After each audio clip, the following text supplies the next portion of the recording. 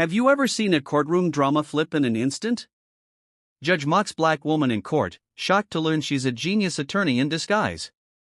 The judge leaned back in his chair, a smirk tugging at the corners of his lips as he addressed the modestly dressed black woman standing before him, his voice dripped with condescension as he questioned her every word, the room quietly echoing with stifled chuckles from the gallery.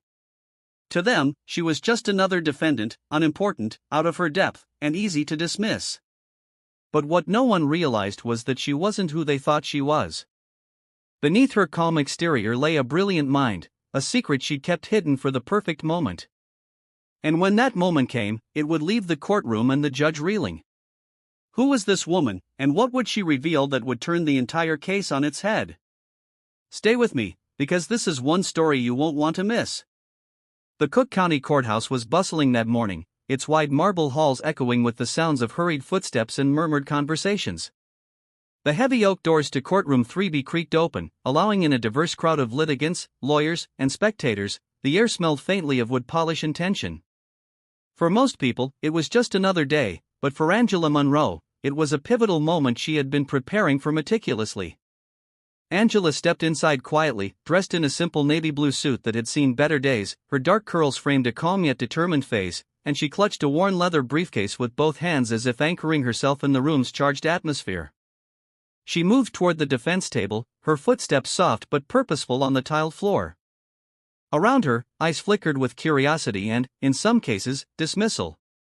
"Next case," boomed the voice of Judge Edward Sinclair. The judge sat elevated behind the imposing bench, his black robes pristine, his glasses perched low on his nose. Sinclair was a man accustomed to authority, and his demeanor made it clear he enjoyed every ounce of it. His reputation for being sharp-tongued and occasionally abrasive preceded him, though few dared to challenge his temperament. Angela's case was called. She straightened her back and approached the bench with quiet confidence. As she did, she noticed the judge's sharp blue eyes sweep over her. A fleeting expression of disapproval crossed his face, so brief it might have gone unnoticed by most, but Angela caught it. "Miss Monroe," Judge Sinclair began, dragging out her name with exaggerated formality, "you're representing yourself today, I see." "Yes, Your Honor," Angela replied, her voice steady and respectful. Sinclair leaned back in his chair, folding his hands as a condescending smile tugged at the corner of his lips. "Very well, this should be interesting." The courtroom chuckled lightly at his tone, and Angela's jaw tightened. She remained silent, refusing to rise to the bait. What twist will unravel next? The plaintiff's attorney, a middle-aged man with slick-back hair and an overly confident air, stood to present his case. He wore an expensive gray suit that seemed to gleam under the fluorescent lights, a stark contrast to Angela's understated attire. His voice was polished, almost rehearsed, as he outlined his client's grievances. Angela listened intently, her face unreadable. She occasionally jotted notes in a small notebook, her handwriting precise and neat. Every now and then, her eyes flicked up to meet the judge's, holding his gaze for a moment before returning to her work. It wasn't defiance, it was quiet determination. When it was Angela's turn, she rose and adjusted her papers, her movements deliberate and calm. The room seemed to still as she began to speak. "Your Honor, opposing counsel's argument rests on several misrepresentations of fact, which I will address in due course," she said, her voice firm but measured, carrying a subtle authority that made people lean forward to listen. "First, I would like to draw the court's attention." "Miss Monroe," Judge Sinclair interrupted, holding up a hand, "I trust you're aware this isn't a classroom lecture, keep it concise." Angela paused, her expression unchanging. "Of course, Your Honor, I was simply laying the foundation for my argument." Sinclair waved her on dismissively. "Proceed, but let's not get lost in the weeds, shall we?" The courtroom chuckled again, louder this time. Angela inhaled deeply, steadying herself. She had faced moments like this before, moments when prejudice was cloaked in professionalism, when her capabilities were dismissed before she had even spoken, but today she would not be deterred. As Angela continued, she began to weave a meticulous argument, pointing out flaws in the plaintiff's evidence with quiet precision. Her tone was patient, almost surgical, as she dissected their claims. "Opposing counsel has referred to Exhibit B as conclusive proof of ownership," she said, holding up a copy of the document. "However, if we examine the title closely, we see discrepancies in the signature dates, which suggest—" "Objection, Your Honor," the plaintiff's attorney interrupted, his voice edged with annoyance. "She's speculating." I am merely pointing out inconsistencies in the evidence presented, Angela replied, her tone unflappable. She turned to Judge Sinclair. Your Honor, I would like to request that Exhibit B be examined for authenticity. The judge sighed audibly, tapping his gavel lightly against the bench. Miss Monroe, this is not the time to play detective, stick to the facts. With respect, Your Honor, Angela said, her voice unwavering, authenticity is a fact, and it's relevant to the case. The room fell silent for a moment, the only sound was the soft scratch of the judge's pen against his notes. Sinclair's jaw tightened, and he narrowed his eyes at Angela, clearly unaccustomed to being challenged so directly. Fine, he said at last, his tone clipped, but make it quick. As the morning progressed, Angela's confidence began to shift the energy in the room. The opposing attorney stumbled over his responses to her pointed questions, and the judge's attempts to undermine her were becoming less effective. Still, Judge Sinclair clung to his condescension, masking his growing unease. Miss Monroe, he said during a brief recess, you're remarkably thorough for someone untrained in the law. Angela met his gaze evenly. I've spent considerable time studying, Your Honor. Well, studying isn't the same as practicing, he quipped, leaning back in his chair, but I suppose you'll learn that soon enough. Angela said nothing, but the faintest hint of a smile played on her lips. Let him think what he wanted, the truth would reveal itself soon enough. The courtroom settled once again after the recess, a wave of murmurs fading as Judge Sinclair banged his gavel. Angela Monroe sat back at the defense table, flipping through her meticulously organized files. Her fingers moved with precision, selecting a document here, a highlighted note there, her face calm but focused. Across the room, the plaintiff's attorney, Howard Tremont, stood with a smug grin. He glanced at Angela as though she were nothing more than an inconvenience, a minor obstacle in his well-oiled legal routine. His confidence radiated with every step he took back to his seat, the faint gleam of his Rolex catching the light. Judge Sinclair adjusted his glasses and cleared his throat. All right, let's get back to it. Mr. Tremont, you may continue with your witness. Tremont called his first witness, a property manager named Martin Hollis, whose testimony was meant to solidify the plaintiff's claim of ownership. Hollis was an older man, his gray suit ill-fitting, and his manner nervous. Tremont's questions were straightforward, carefully designed to paint a picture of an indisputable case. Mr. Hollis, Tremont began, pacing slowly, can you confirm that you've managed the property in question for the past 10 years? Yes, Hollis replied, his voice shaky but audible. And during that time, have you ever seen the defendant, Miss Monroe, make any claims to the property? Hollis glanced at Angela, his brow furrowed. No, I haven't. Tremont smiled triumphantly, turning back to the judge. No further questions, Your Honor. Angela leaned forward, her elbows resting lightly on the table. Her expression remained neutral but her eyes were sharp, watching Hollis closely as he prepared to step down. Miss Monroe, Judge Sinclair said with a raised brow, your witness, should you choose to cross-examine? Angela rose slowly, her movements deliberate. She approached the witness stand with a measured pace, her heels clicking softly against the tile. There was no trace of hesitation as she positioned herself in front of Hollis, her hands resting lightly on the edge of the podium. Mr. Hollis, she began, her tone polite but firm, you stated that you've managed the property in question for 10 years, is that correct? Yes, he answered. And during that time, would you say you've had full access to the property's legal and financial records? Hollis hesitated, glancing at Tremont before nodding. Yes, I would. Angela's lips curved into a faint smile. Then you must be familiar with this document. She reached into her briefcase and withdrew a folded sheet of paper, holding it up for the courtroom to see. This is the original deed of sale for the property, dated 15 years ago. Do you recognize the signature at the bottom? Hollis squinted at the paper, his nervousness growing. It looks like the plaintiff's signature. Angela stepped closer, her voice soft but insistent. And are you aware that this signature does not match the plaintiff's signature on subsequent documents, including Exhibit B, which your attorney introduced earlier? The room grew tense. Hollis shifted uncomfortably in his seat. I hadn't noticed. Angela turned to the judge, her tone unwavering. Your Honor, I would like to submit this document as evidence of forgery. Judge Sinclair leaned forward, his eyes narrowing as he examined the document Angela had handed to the bailiff. His jaw tightened, and for a moment, the courtroom was silent, save for the rustle of papers. Miss Monroe, Sinclair said finally, his tone clipped. This is quite the accusation. Do you have expert testimony to support your claim? I do, Your Honor, Angela replied calmly. I've consulted a handwriting expert who has verified that the signatures on the documents are not consistent. Their report is included in the appendix of my filings.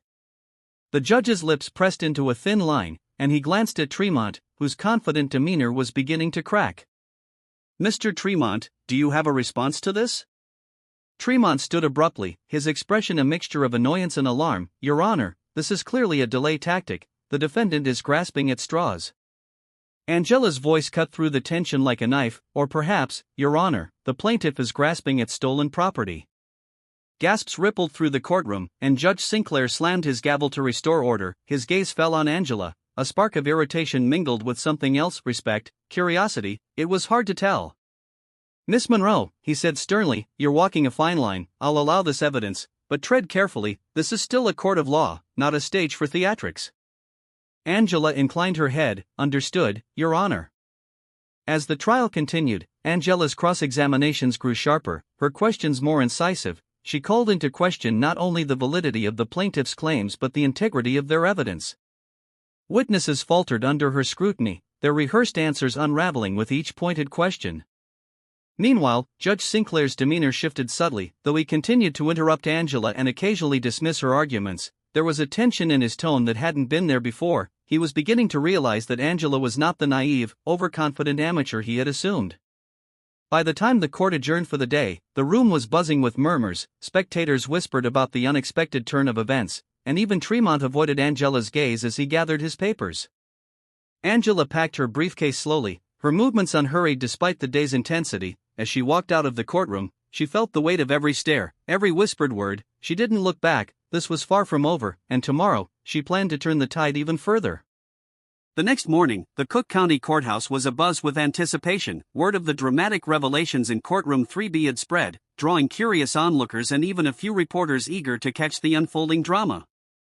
Angela Monroe arrived early, her modest attire and calm demeanor a sharp contrast to the energy swirling around her. She stepped into the courtroom, her worn leather briefcase still clutched firmly in hand. The plaintiff's attorney, Howard Tremont, was already at his table, his normally confident smirk replaced by a furrowed brow. Tremont glanced at Angela briefly, his expression tight, before leaning over to whisper furiously to his assistant. Angela noticed but showed no reaction. She walked to her seat, placed her briefcase on the table, and began reviewing her notes with quiet focus. Judge Edward Sinclair entered the room shortly after, his black robes flowing as he took his seat at the bench. His expression was unreadable, but there was a slight tension in his movements, as if the events of the previous day had left their mark. He banged his gavel once, and the courtroom fell silent. Let's proceed, he said curtly. His voice carried less of the overt condescension that had colored his tone the day before. It was subtle, but Angela noticed. Perhaps he was beginning to realize this case wasn't as straightforward as he had assumed. The morning's proceedings began with the continuation of Angela's cross-examination of the plaintiff's witnesses. She rose from her seat, her movements deliberate and controlled, and approached the stand where Martin Hollis, the property manager, had been called back for additional testimony. Mr. Hollis, Angela began, her tone measured, yesterday you testified that you had never seen me make any claims to the property in question, is that correct? Yes, Hollis replied cautiously. And yet you admitted that you were unaware of the discrepancies in the property's title documents, is that also correct? Hollis hesitated. Yes, I suppose that's true. Angela walked slowly to the evidence table, picking up a folder. Mr. Hollis, as the property manager, are you responsible for maintaining accurate records for the property? Yes, he said, his voice quieter now. Then can you explain why the tax receipts for this property, dating back 5 years, are in my name? Angela opened the folder and held up a series of documents for the courtroom to see. These are official records from the Cook County Treasurer's Office. I have personally paid the property taxes every year since 2017. The courtroom buzzed with murmurs. Hollis's face turned pale as he glanced nervously at Tremont, who was furiously scribbling notes. Angela pressed on, her voice calm but unyielding. Mr. Hollis, would you agree that paying property taxes is an indication of ownership? I guess so, he stammered. Angela turned to Judge Sinclair, her expression composed. Your Honor, I move to strike Mr. Hollis's testimony as unreliable and request that the court consider the tax receipts as evidence of my ownership. Sinclair leaned back in his chair, his lips pressed into a thin line. He adjusted his glasses and looked down at the documents before him. The motion is granted, he said reluctantly, the tax receipts will be admitted as evidence. Tremont rose from his seat, his face a mask of barely contained frustration. Your Honor, he began, his voice tinged with irritation. The defendant's evidence, while compelling on the surface, does not address the core issue of the property deed's authenticity. Without expert testimony, her claims are purely speculative. Angela turned to face him, her expression calm but firm. Mr. Tremont, I believe the handwriting analysis I submitted yesterday speaks directly to the deed's authenticity. Perhaps you'd like to explain why the plaintiff's signature appears to change between documents? The courtroom fell silent, Tremont's jaw tightened, and a bead of sweat formed on his temple. Your Honor, he said, his voice louder now, the defendant is attempting to distract from the facts of the case. This is nothing more than a desperate attempt to shift the burden of proof. Angela didn't flinch. Desperation, Mr. Tremont, is resorting to forged documents to claim ownership of something that doesn't belong to you. Gasps rippled through the room, and Judge Sinclair slammed his gavel. Order! He barked, his voice cutting through the noise. He turned his sharp gaze to Angela. Miss Monroe, you will refrain from making accusations without concrete evidence. Angela nodded. Understood, Your Honor, I will let the evidence speak for itself. As the proceedings continued, Angela's calm, methodical approach began to unsettle not just Tremont but also Judge Sinclair. Though he tried to maintain his usual commanding presence, cracks were starting to show. He interrupted Angela less frequently, and when he did, his tone lacked the sharp edge it had carried the day before. Sinclair's unease grew as Angela introduced more evidence: emails between the plaintiff and a third party discussing the potential resale of the property, financial records showing unexplained deposits into the plaintiff's account shortly after the alleged purchase, and even a sworn affidavit from a neighbor who had witnessed Angela maintaining the property for years. Each piece of evidence was like a nail in the coffin of the plaintiff's case, and with every revelation, Tremont's confidence eroded further. By midday, the energy in the room had shifted. The spectators who had initially dismissed Angela as an overconfident amateur now watched her with growing respect. Even the court stenographer seemed to sit up straighter, her fingers flying across the keyboard as Angela spoke. During a short recess, Angela returned to her seat and began reviewing her notes again. She felt the weight of dozens of eyes on her but refused to acknowledge them. This case wasn't about winning over the crowd, it was about the truth. From the corner of her eye, she noticed Judge Sinclair watching her. His expression was unreadable, but there was a flicker of something she hadn't seen before: curiosity. Angela allowed herself the faintest smile. Let him wonder, the real revelations were still to come.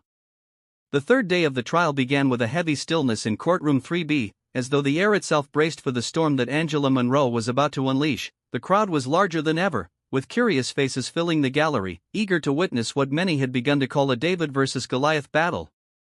Angela arrived early, her demeanor as composed as ever, though there was a quiet intensity in her eyes that spoke volumes. She settled at the defense table, placing her briefcase on the polished wood surface with care. Today, she knew, would be pivotal. It wasn't enough to cast doubt on the plaintiff's claims, she needed to dismantle their case entirely. To do so, she had to wield her evidence with precision, much like a surgeon with a scalpel. Across the room, Howard Tremont shuffled his papers, his movements brisk and tense. He wore a darker suit today, as though trying to project an air of gravity, but the unease in his expression betrayed him.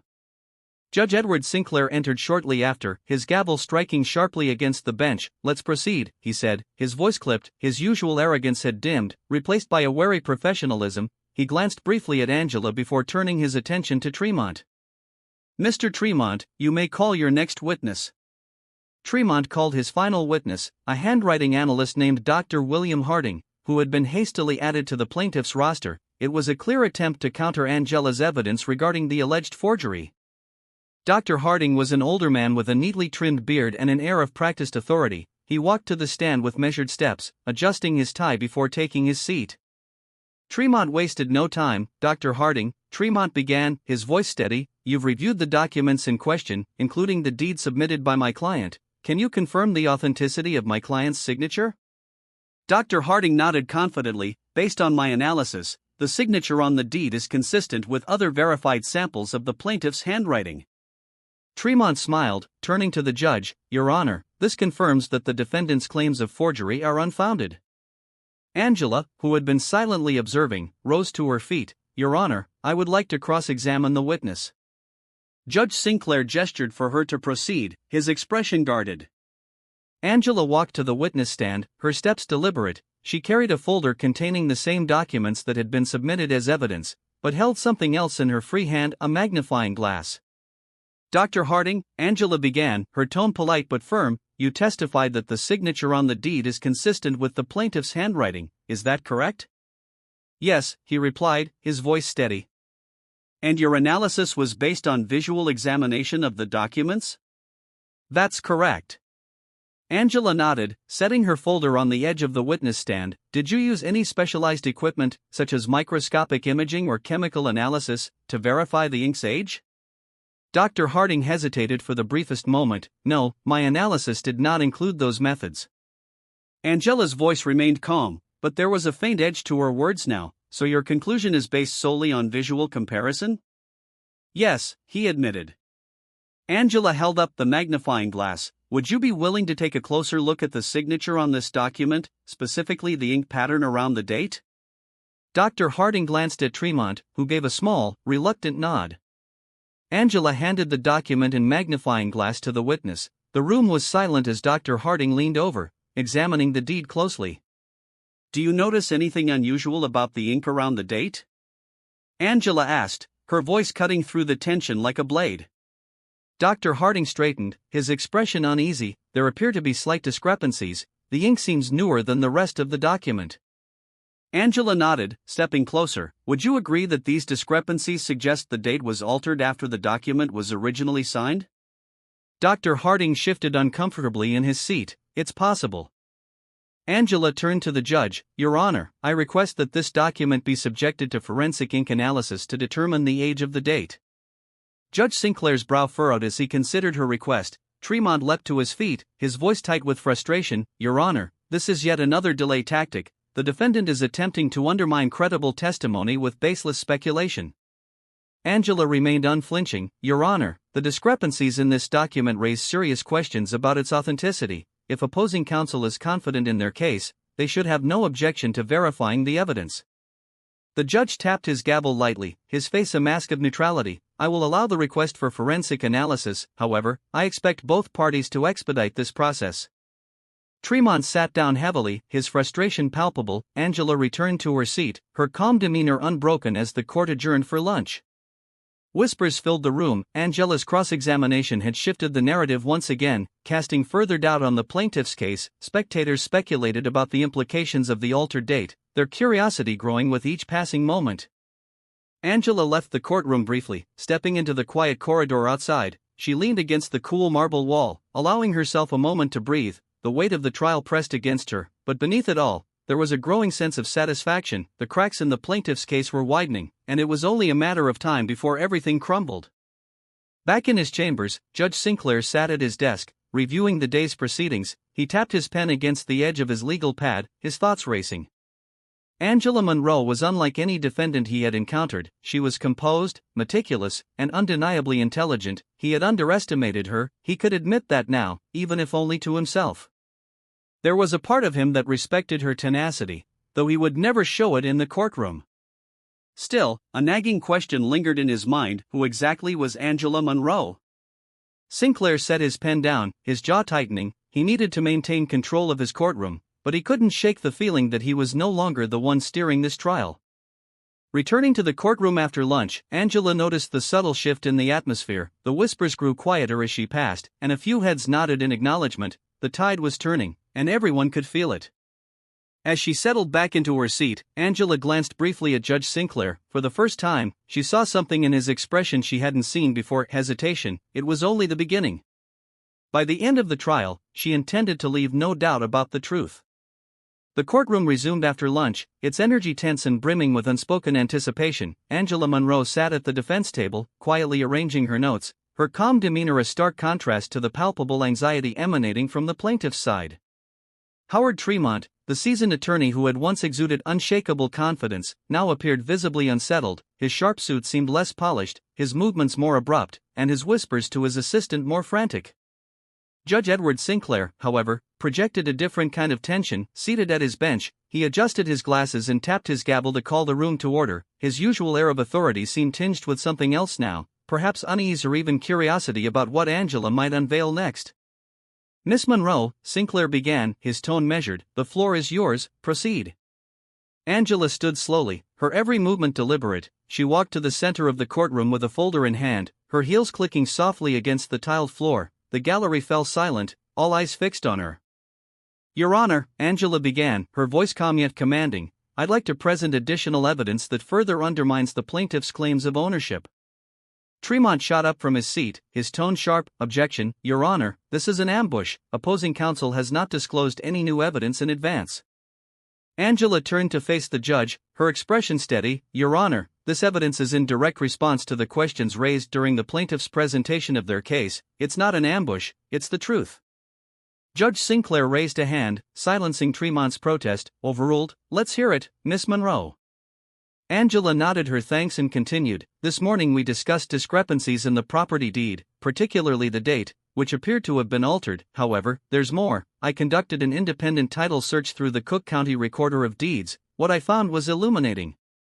She handed a stack of documents to the bailiff, who distributed copies to the judge and opposing counsel. Tremont snatched his copy, scanning it quickly, his face darkening with each passing second.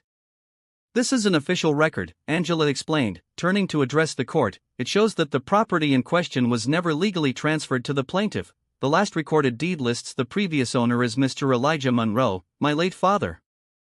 Gasps rippled through the courtroom as the gallery erupted in murmurs. Angela stood tall, her gaze steady and unwavering as she waited for order to be restored. Judge Sinclair banged his gavel. Order in the court. He barked, turning to Angela, his expression sharpened. Miss Monroe, are you claiming that the plaintiff fabricated their ownership entirely? Yes, Your Honor, Angela replied, her voice unwavering, and I intend to prove it. Tremont rose again, his face flushed. Your Honor, this is outrageous. The defendant is attempting to rewrite the narrative with baseless allegations. Angela turned to him, her tone calm but piercing. The records speak for themselves. Mr. Tremont, if you'd like, I can call a witness from the Recorder of Deeds office to authenticate them. Sinclair leaned back in his chair, his expression thoughtful. He motioned for Tremont to sit. Let's proceed with the evidence, he said, gesturing for Angela to continue. Angela walked to the evidence table and retrieved another document. Your Honor, this is a letter from the plaintiff to a third party discussing plans to resell the property for a significant profit. The letter was intercepted and brought to my attention by a concerned individual. She handed the document to the bailiff, who delivered it to the judge. Sinclair's brow furrowed as he read. And this third party, is their identity disclosed in this document? Angela hesitated for a moment, then nodded. Yes, Your Honor, the third party is listed as Midwest Land Holdings, a company known for acquiring properties under dubious circumstances. Tremont stood abruptly, his voice rising. Objection, Your Honor, this is speculative and irrelevant. Sinclair looked up from the document, his expression stern. Overruled. The relevance is clear. Continue, Miss Monroe. Angela turned back to the gallery. This letter not only demonstrates the plaintiff's intent to resell the property but also suggests collusion with entities engaged in fraudulent activities. Combined with the altered deed and the lack of legal transfer, it paints a very troubling picture. As Angela laid out her case, the plaintiff, a middle-aged man named Richard Langston, grew visibly agitated. He shifted in his seat, his hand fidgeting nervously. At one point, he leaned over to whisper urgently to Tremont, who brushed him off with a sharp gesture. Angela noticed their exchange but didn't comment. Instead, she continued to present her evidence, each piece a deliberate step toward unraveling their claims. When she finally returned to her seat, the courtroom was silent. All eyes were on Judge Sinclair, who appeared deep in thought as he reviewed the documents before him. Tremont, for the first time, seemed at a loss for words. Sinclair leaned forward, folding his hands on the bench. Mr. Tremont, he said, his voice low but firm, do you have any explanation for these discrepancies? Tremont stood, his composure fraying at the edges. Your Honor, these allegations are baseless. The defendant has provided no concrete proof of fraud. Angela rose again, her tone sharp. Your Honor, the proof is in the records, the altered deed and the plaintiff's own correspondence. If the plaintiff believes otherwise, I welcome them to provide evidence to refute it. Sinclair's gaze shifted between Angela and Tremont, before finally settling on the latter. Mr. Tremont, do you have any additional evidence to submit? Tremont hesitated, his jaw tightening. No, Your Honor. For the first time, Judge Sinclair's carefully maintained neutrality seemed to waver. He glanced at Angela, his expression unreadable, before turning back to the gallery. We will reconvene tomorrow, he announced, banging his gavel. This court is adjourned. The room erupted in whispers as people filed out, their voices buzzing with speculation. Angela remained seated, her hands resting on her briefcase. She didn't rush to leave. Instead, she allowed herself a small, satisfied breath. Today had been a turning point, and the walls were closing in on her opponents. Tomorrow, she would deliver the final blow. The next day, courtroom 3B was filled to capacity. The tension in the air was palpable, thicker than it had been on any previous day. Word of Angela Monroe's methodical dismantling of the plaintiff's case had spread beyond the courthouse walls. Spectators, reporters, and even other attorneys now vied for seats, eager to witness what many were calling a legal spectacle. Angela arrived early, as usual, her modest attire and calm demeanor unchanged. She moved with quiet purpose to the defense table, her leather briefcase once again in hand. Today, it wasn't just filled with documents, it carried the weight of her father's legacy, her own perseverance, and the undeniable truth.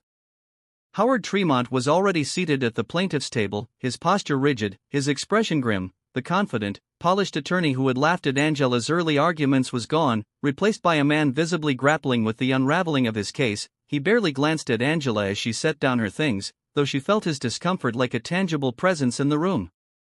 Judge Edward Sinclair entered moments later, his black robe sweeping behind him. His gavel struck the bench with a sharp crack, calling the courtroom to order. His expression was harder to read today, neutral but with an edge of caution, as though he anticipated the day's proceedings might veer into uncharted territory. "We'll begin with the continuation of the defense," Sinclair announced, his tone clipped. "Miss Monroe, you may proceed." Angela rose from her seat, her movements deliberate but unhurried. She carried a single document in her hand, her expression calm but resolute. The room fell silent as she approached the center of the courtroom. "Your Honor," Angela began, her voice calm yet commanding, "over the past few days, I have presented evidence that challenges the plaintiff's claim to the property in question. We have seen altered documents, discrepancies in financial records, and questionable correspondence. Today, I intend to provide the final piece of the puzzle, a document that unequivocally proves my ownership." She turned to the bailiff, handing him the paper. "This is my father's will, filed with the Cook County Probate Court. It explicitly names me, Angela Monroe, as the sole heir to the property." Gasps rippled through the courtroom as the bailiff handed the document to Judge Sinclair. Tremont's face turned a deep shade of red as he shot out of his seat. "Your Honor, I object." Tremont's voice was louder than necessary, his desperation plain. "This document was not disclosed prior to trial, it's inadmissible." Angela turned to face him, her expression calm but piercing. "Your Honor, the plaintiff's failure to verify the chain of title made it unnecessary to introduce this document earlier, but given the persistent challenges to my claim, it has become relevant." Sinclair held up a hand, silencing Tremont's protests. "Sit down, Mr. Tremont," he ordered, his voice carried a sharp edge that left no room for argument. Tremont sat heavily, glaring at Angela as she continued. Angela walked to the evidence table, her hands resting lightly on its surface. Her voice was steady, measured. "This will establish an unbroken line of ownership, beginning with my father and ending with me. It negates the plaintiff's claim entirely." She turned to face Richard Langston, the plaintiff. "Mr. Langston, you testified on the first day of this trial that you purchased the property directly from my father, is that correct?" Langston shifted uncomfortably in his seat, glancing at Tremont for reassurance. "Yes," he muttered. Angela stepped closer, her voice soft but pointed. "Then can you explain why there is no record of such a transaction, no sale agreement, no transfer of title, no tax filings, nothing to support your claim?" Langston's face flushed, he opened his mouth to speak, but no words came. Angela pressed on, her tone growing sharper. "Or perhaps, Mr. Langston, you'd like to explain the correspondence between you and Midwest Land Holdings, in which you discussed plans to resell the property at a significant profit. Were you planning to profit off stolen land?" Tremont shot to his feet again. "Objection, Your Honor, this is harassment." Sinclair's gavel struck sharply. "Overruled. Sit down, Mr. Tremont." Langston's composure crumbled under Angela's relentless questioning. He stammered through half-hearted denials, his answers increasingly inconsistent. The gallery watched in stunned silence as Angela dismantled his credibility piece by piece. By the time Angela returned to her seat, the plaintiff's case lay in ruins. Tremont sat rigid, his hands clenched into fists on the table, while Langston stared down at his lap, avoiding everyone's gaze. Judge Sinclair leaned back in his chair, his expression grim. He tapped his pen against the bench, his eyes scanning the room before settling on Tremont. "Mr. Tremont," he said slowly, "do you have any further evidence to support your client's claim?" Tremont hesitated, his jaw tightening. "No, Your Honor." Sinclair let out a heavy sigh, his gavel resting loosely in his hand. He turned to Angela, his gaze lingering on her for a moment longer than necessary. "Miss Monroe," he said, his tone quieter now, "your evidence is compelling, and your presentation leaves little doubt as to the truth. This court finds in favor of the defendant. The plaintiff's case is dismissed." The words hung in the air for a moment before the gallery erupted in murmurs. Angela exhaled slowly, her shoulders relaxing for the first time in days. She glanced briefly at Tremont, who refused to meet her gaze, and then at Judge Sinclair, who watched her with a thoughtful expression. As the courtroom emptied, reporters crowded around Angela, their voices overlapping as they peppered her with questions. She answered calmly, her responses measured but firm, deflecting praise and focusing on the importance of justice. Meanwhile, behind closed doors, Tremont and Langston faced the fallout. News of their defeat, coupled with whispers of fraud, spread quickly. By the end of the week, Langston's business dealings were under investigation, and Tremont's reputation was irreparably damaged. That evening, Angela returned to her small apartment on the south side of Chicago. She placed her worn briefcase on the kitchen table and sank into a chair, staring at the quiet space around her. The victory was hers, but it came with a bittersweet weight. Her father, Elijah Monroe, was no longer here to see her fight for his legacy. Still, she felt his presence in every step she had taken, every word she had spoken. She opened the folder containing his will, tracing her fingers over his signature. "We did it, Dad," she whispered, a faint smile breaking through the exhaustion. The next morning, Angela would rise and return to her quiet work, not as a defeated defendant, but as a woman who had proven her worth in a courtroom that had tried to dismiss her. The truth, she knew, was its own kind of victory, and she intended to keep fighting for it. The days following Angela Monroe's victory were a blur of quiet triumph and unexpected attention. For someone who had always preferred to work in the background, the sudden spotlight was both a surprise and a challenge. She returned to the Cook County Courthouse to complete paperwork formalizing her legal ownership of the property, her steps echoing down the marble corridors that now felt less intimidating. But beneath her outward composure, Angela carried a mixture of emotions, pride, relief, and a persistent ache of grief. The property was hers again, a place tied to her father's memory, a sanctuary they had once shared. Now it was also a testament to her own resilience. On her way out of the courthouse that morning, Angela was stopped by a voice she hadn't expected to hear again. "Miss Monroe." Angela turned slowly, her calm expression tightening ever so slightly. Judge Edward Sinclair stood a few feet away, his robes replaced with a crisp gray suit. He looked different outside the courtroom, less imperious, more human. "Your Honor," Angela replied politely, though her tone carried a subtle edge. "What can I do for you?" Sinclair hesitated, an unusual awkwardness in his stance. "I wanted to congratulate you on your win," he said finally. "You presented an extraordinary case." Angela raised an eyebrow, her skepticism evident. "Thank you, Your Honor, but I'm not sure I need congratulations from someone who doubted me at every turn." The judge winced, a flicker of discomfort crossing his face. "Fair enough," he admitted. "I made assumptions, and I owe you an apology for that. I underestimated you, and that was a mistake." Angela's posture softened slightly, though her eyes remained sharp. "It wasn't just me you underestimated," she said. "It was the law, the truth, and people like me who are more than what they seem." Sinclair nodded, his gaze steady. "You're right, and I'll remember that." He extended his hand, a gesture of sincerity. "For whatever it's worth, you've earned my respect." Angela regarded his outstretched hand for a moment before shaking it briefly. "Thank you, Your Honor," she said, her tone measured. "I hope you'll carry that lesson into your courtroom." With that, she turned and walked away, leaving Sinclair standing in the sunlight streaming through the courthouse's tall windows. He watched her go, a thoughtful expression on his face. Later that day, Angela drove to the property at the heart of the case. The modest brick house sat on a quiet street lined with old oak trees, their bare branches swaying in the winter breeze. The sight of it brought a wave of memories rushing back. Her father standing on the porch, his laugh echoing through the yard, the smell of fresh-cut grass in the summer. Angela parked her car and stepped out, the crisp air biting at her cheeks. She approached the front door slowly, her fingers brushing the faded wood. A flood of emotions threatened to overwhelm her, but she took a steadying breath and unlocked the door.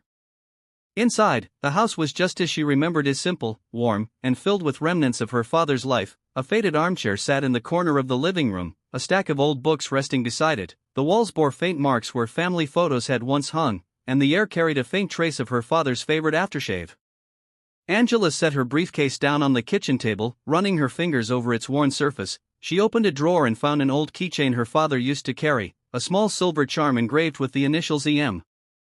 As she explored the house, Angela discovered a sealed envelope tucked away in a drawer in her father's study. Her name was written on the front in his familiar handwriting. With trembling hands, she opened it and unfolded the paper inside. "Dear Angela, if you're reading this, it means the house is yours now. I hope it never came to a fight, but if it did, I know you stood your ground. You always were the strong one. This place isn't just a house, it's a piece of us. Every nail, every board, every brick holds a memory. Protect it, not just because it's yours, but because it reminds us of where we came from and how far we can go. And Angela, never forget, you're capable of more than anyone can imagine, including yourself. Keep fighting for what's right, even when it's hard, especially when it's hard. I'm so proud of you. Always, love, Dad." Tears slipped down Angela's cheeks as she read the words. She folded the letter carefully and held it to her chest, her heart heavy but full. In the days that followed, Angela began making plans to restore the house. It would take time and effort, but she was determined to honor her father's memory by preserving what he had built. She also reached out to local organizations, offering to use the space for community events and legal workshops. "It's not just my home," Angela explained to a colleague over coffee one afternoon. "It's a place where people can come to feel safe, to learn their rights, to know they're not alone." Her colleague smiled. "You've turned a legal battle into something bigger. Your father would be proud." Angela nodded, her resolve firm. She wasn't just rebuilding a house, she was building a legacy. One evening, as the sun dipped below the horizon, Angela stood on the porch of the house, watching the golden light fade into dusk. She held her father's keychain in her hand, the cool metal a comforting weight. This house had been the scene of her greatest fight, but it was also a symbol of everything she stood for: resilience, justice, and the power of truth. She had proven that even when the odds were stacked against her, she could rise, and she wasn't done yet. As the first stars appeared in the evening sky, Angela whispered softly, "We did it, Dad, and this is just the beginning." The wind rustled the branches of the oak trees, carrying her words into the night, and so, with the judge's gavel striking the final decision, Angela Monroe didn't just reclaim her family's legacy, she taught everyone in that courtroom a lesson they would never forget. The underestimated woman, the hidden genius, had turned the tables and proved that justice, when fought for with determination, can prevail against all odds. If you enjoyed this story of resilience, truth, and a stunning twist, make sure to like this video and subscribe to Dark Stories for more powerful tales that inspire and surprise. Don't forget to turn on the notification bell so you never miss a new story. Until next time, thank you for watching and keep standing up for what's right.